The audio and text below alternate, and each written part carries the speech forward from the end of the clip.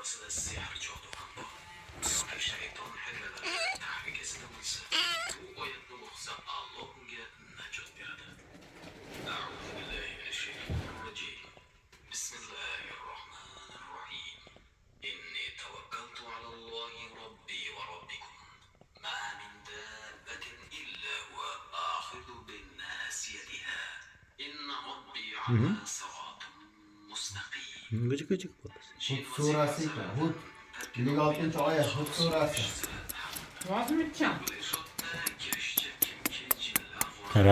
Tarasi. Ma. Gıcı balası tarasi. Qo'yib qo'yamiz. Bo'ldi, Hud surasi oyat rasmiy intildi. Kendine yaklaş gerek kendi. Hud surasi.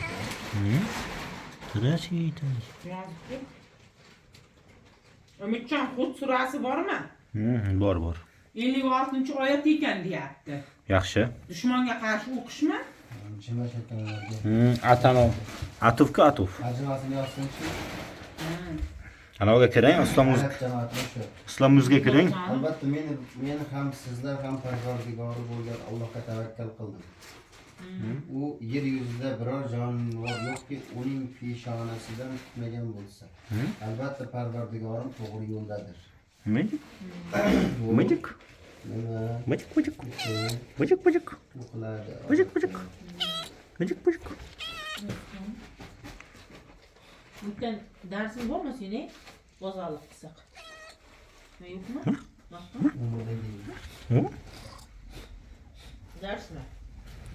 Dushmanlik haqiqiy adolatsizlik qo'rqqanda, dushmanlik haqiqiy adolatsizlik yoki adolatsizlikdan qo'rqqanda, ya'ni biror odamga vaziyatga xavotir bo'lsa, hammani Allohning qo'lida degan e'tiqodni mustahkamlash uchun, haq gap aytishda jur'at topish uchun payg'ambar Hud alayhissalom Tarama bergan. qavmga qarshi haqiqatni aytgan. Qilich tushadi.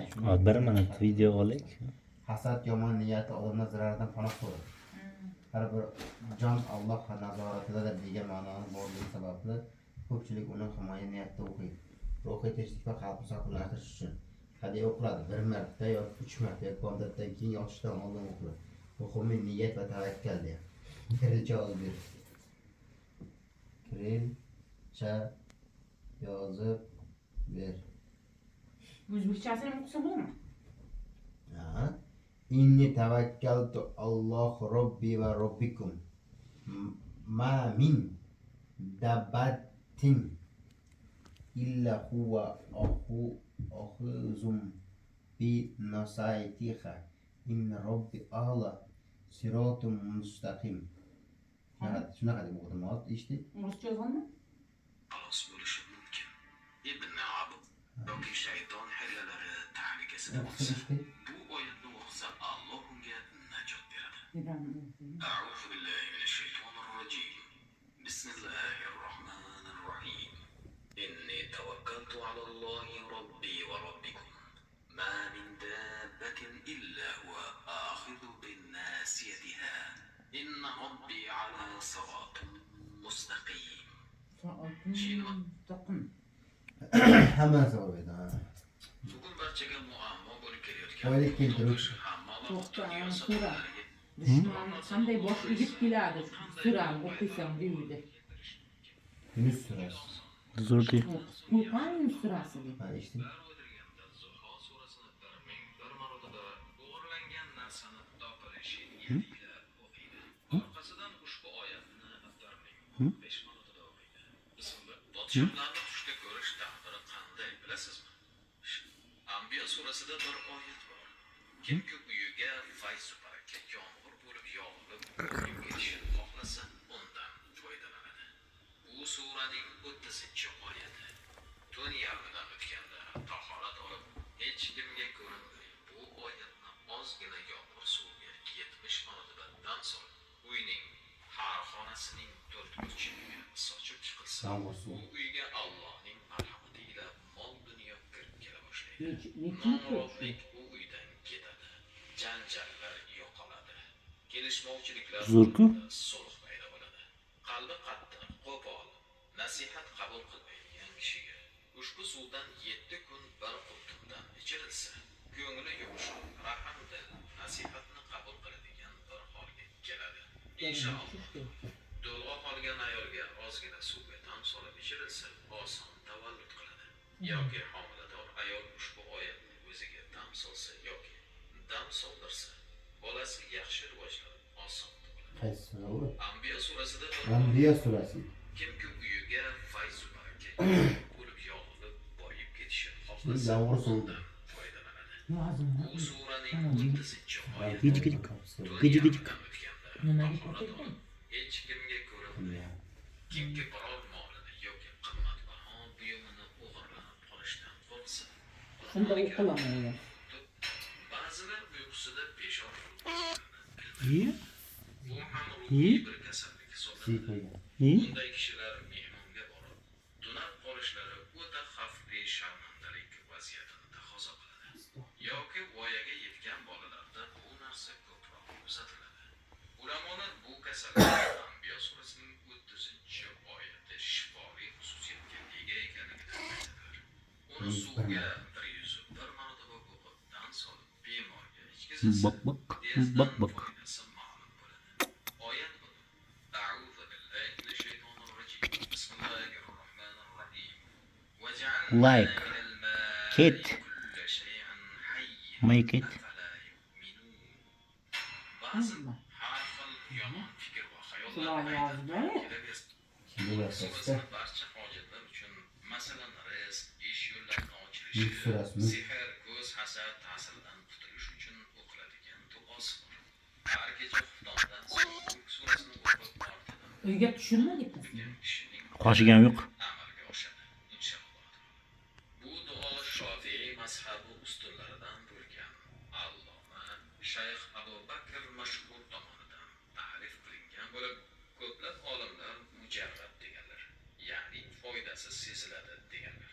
O'qilish tartibi Mulk surasini o'qigandan so'ng bir marotaba Fotiha surasini o'qib olib, so'ng bu duoni bir bor o'qiydi. Ortidan tilagini aytadi. Inshaalloh taolo bu virtni bir necha kun qilgan kishi Abu Abdulloh Qastalani A'rof surasining Sehrni yo'q qilish siri 38 bo'ladi. oyatlarida sopol kosa yoki A'rof surasining 31-32 oyatlarida sopol kosa yoki laganga uzum suvini siqib olib, unga zafaron qo'shib, pero bilan yozib, toza yomg'ir suvi bilan yuvib olib, ichib g'usl qilsa, sehr, ko'z, hasad ta'siri vujuddan juda tez ketadi. Inshaalloh taolo. Uzun Bu suvni amalni kamida 7 marotaba qilish ba'zi eskirib ketgan ziyonlarni ham daf qiladi. O'tmishda ko'plab olimlar ilhom yoki tush orqali oyatlar va duolardagi sirdan xabardor qilinganlar. Ular tajribasidan o'tgach asarlariga kirgan. Ustozimiz Muhammadjon Mavlaviy rahmatulloh qoriga tanbeh berib shunday degan edilar. Sizlar bu duo yoki oyatlarda u shifo bor, bu shifo bor deganni inkor qilib, bor uning o'rniga analigini ich deganmidinglar? Bilinglarki, shifo Allohniki. U xohlagan sabab bilan shifo beraveradi. Xohlasa oyat duolar bilan, xohlasa tabobat giyohi yoki dorilari bilan. Bu aqidalaring nodurustdir degan edilar. Haqiqatan Shofiy Allohning o'zi. Boshqa barcha bugun shunday bir vird. Dushmandan qutulish verdi. Dushmandan qutulish. Bunda barcha musibat va Qaysi? Aytyapti. mavjud. Masalan, qarzdorlik, kasallik yoki biror zolim zulmidan qo'rqilgan vaqtlarda o'qiladi.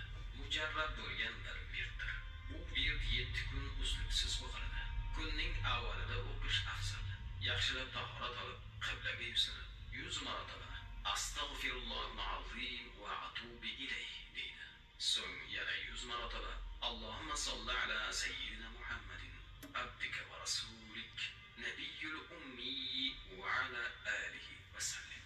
Yana 100 marotaba ya dalilul mutahayyirin ya ghayafal mustaghifin aghifni. So'ng turib 2 rakat nafil namozini o'qiydi. Salomdan so'ng 100 marotaba ya Qarim ya Mujib deydi. So'ng salovat aytib dardini arz qiladi. Inshaalloh 7 kunda barcha tabiatlar ochila boshlaydi. Bugun shunday bir virdni e'tiboringizga Muzammil surasini umur, ya'ni ish yurishmaslik sehrini ketkazish xususiyati haqida e'tiboringizga havola qilamiz. 3 ta chiziqsiz toza varaq olib, Birinchisiga 1-oyatdan 10-oyatgacha tosh qalam yoki zafaron va gulob bilan yoziladi. Thank you, Ikkinchi thank you. varaq esa 11-dan 19-oyatgacha yoziladi. Uchinchi varaqqa esa oxirgi 20-oyat yoziladi. So'ng yomg'ir suvi bilan yuvib olinib, bir marta ichib g'usl qiladi. Buni 3 marta qilsa har qanday sehr yo'q. Sehri, ya'ni ish yo'llarini bog'lash sehriga qilinadi.